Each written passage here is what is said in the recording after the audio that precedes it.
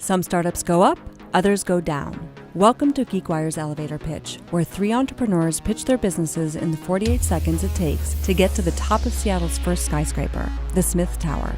Over the course of 9 episodes, we'll narrow the field from 27 entrepreneurs to 1 winner. In this episode of Elevator Pitch, presented by Smartsheet, we'll hear from 3 startup founders as they pitch their emerging businesses to our panel of leading investors and entrepreneurs. T.A. McCann, a serial software entrepreneur, professional sailor, and managing director at Pioneer Square Labs. He sold his last company to Google and counts Rival IQ and more than a half dozen other startups to his name. Jennifer Ceran, Smartsheet CFO and Stockpile Inc. investor, who has banked executive experience at companies including Box, Quotient, and eBay. Heather Redman, power broker and former Getty Images executive, who cuts deals as the managing director of venture capital firm Flying Fish Partners. The clock is ticking. Jump on board and ride with us on the elevator pitch and find out which entrepreneur has what it takes to make it to the top. I'm Michael Wasser, CEO of BloomAPI. Welcome to Smith Tower. We build Facebook Messenger for doctors. Today, healthcare professionals communicate using phone calls and fax machines. They don't use email and Slack given privacy regulations. For every doctor, there's 5 back office staff, of which 30% of their time is spent communicating. We turn 20-minute phone calls into 30 seconds of text messaging. The hardest thing in healthcare technology is establishing trust. Despite this, we're still signing up 5 to 10 new offices every day.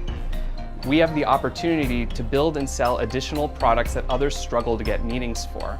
I'm Michael, we're BloomAPI, and we're building the future tools of healthcare professionals.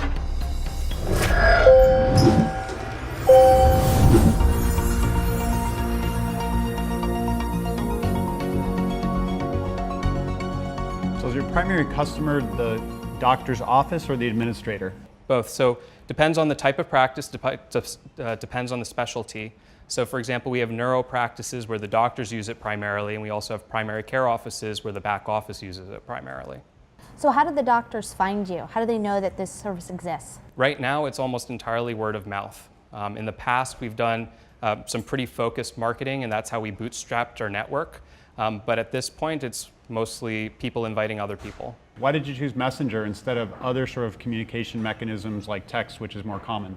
We actually have explored a bunch of different types of products in healthcare. The biggest issue that we came against was establishing trust with practices. So we designed a product on day one that was purpose-built to be very easy to share and very easy to onboard. We felt that that was essential to building any kind of offering in healthcare that could scale. Talk about when you started the company, what motivated you to start the company, and what your growth has been. Previously, I was completely outside of healthcare, building what I call technology companies for technologists. I did that a couple times and then said, hey, I want to do something a little more meaningful. So we looked at healthcare and education. There's a lot of different things that I felt like we could achieve in healthcare. So we launched our most recent product back in January. And since then, we've been adding new practices pretty regularly. So how many practices are now subscribers? We're coming up on about 1,000 different practices. And how many of those are paying? Just a couple right now. We're actually just started talking to people about revenue. Before this, we were entirely focused on growth. There's tons and tons of messaging products out there in healthcare. I think that the big thing that we did was we said, hey, messaging's free, and we're not a messaging company. We're building other technology. This is just a way to start the conversations. The other thing that I think I haven't seen anybody else do is we allow our users to communicate across organization, which is why we're seeing so much referral traffic.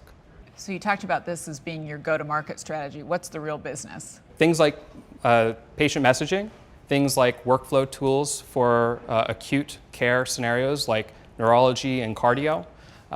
There's a number of other areas where we'll naturally fall into, but the truth is that I could stand here all day and list out a bunch of different areas that we can get into now because we have these easy to access customers. Are there any issues with confidentiality of the information that's shared through this platform? Oh yeah. That's day one stuff, and that's why they're not using Facebook Messenger. I would actually say that a lot of people, they'll just get around this.